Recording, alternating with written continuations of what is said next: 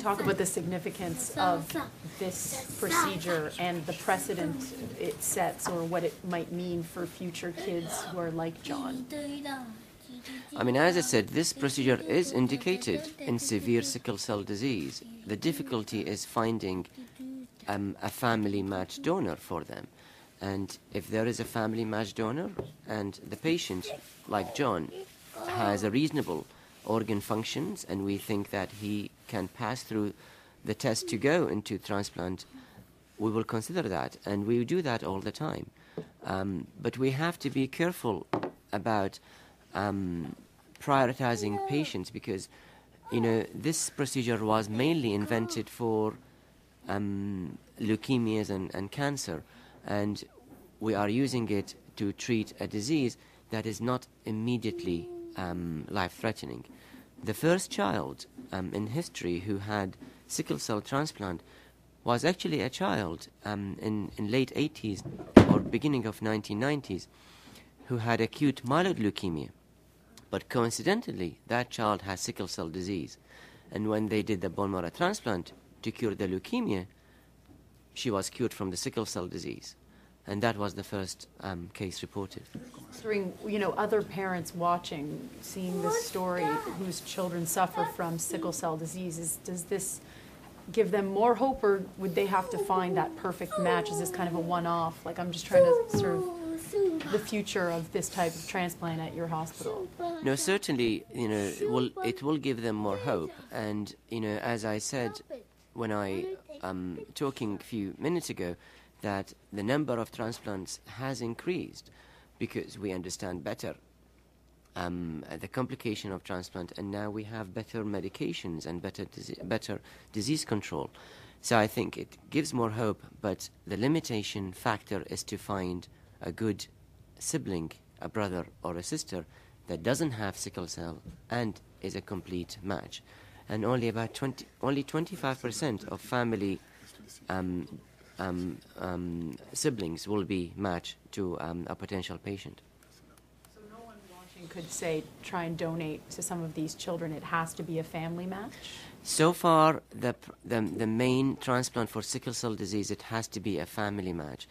You have to weigh the risk and benefit of the procedure. And if we use unrelated donors, the complications is quite severe, that you might think you probably haven't done the right thing by correcting the sickle cell disease, but you have created other complications that could be life-threatening.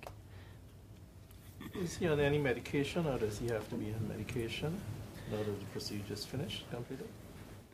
Yeah, correct. I mean, John is on medication. He is on some medications to suppress his immune system to an extent that he will get used to the new cells. It's like an organ transplant.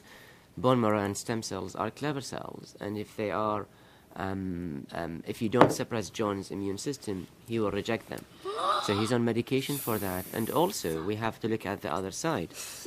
John's stem cells could fight. Daniel's stem cells could fight John's body inside his body, and cause something we call graft versus host disease, which is something that we don't want to happen. That's why we have to suppress the immune system for the first 6 months of transplant to make John used to the new cells that he has, and also to prevent graft versus host disease. At the same time, John's risk of infections is high, and that's why I'm sure Dad knows, and that John is not allowed to mix with a lot of people at the moment because his ability to fight infections are not very good.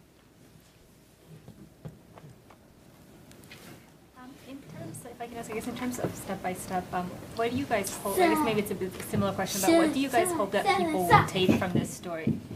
I know that there's always the issue with organ donors, also there's mention of funding issues. I mean, what are you hoping people will take away from today? Well, it does come into our mission, which is to promote the importance of organ and tissue donations.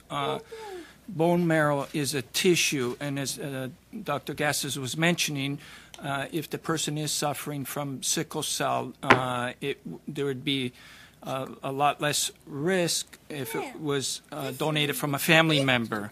So the public can take that away. If they, people, kids, adults that are suffering now with sickle cell disease can come away with the knowledge, knowing that so far this transplant has been successful, that it could be performed again under similar circumstances. So that is very important, because as Mr. Badmus can testify, at one time he was probably losing hope, and how much pain John was going through, and now this hope can be delivered to many people right across Canada.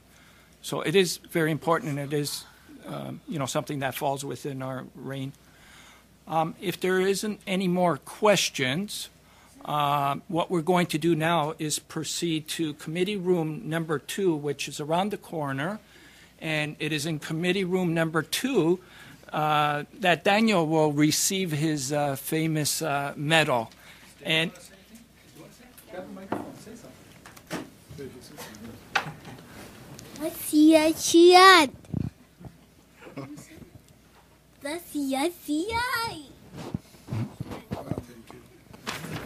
Thank you. And Dr. Thank you, Dan. And as you can appreciate, Dr. Gasses is very, very busy. We're very fortunate to have him here. I don't know if he can join us during the ceremonies. I actually left John receiving transfusion back Okay. at the clinic, so I will go. Okay. Okay. Thank you. Thank you. So we'll proceed to committee room number 2 right now.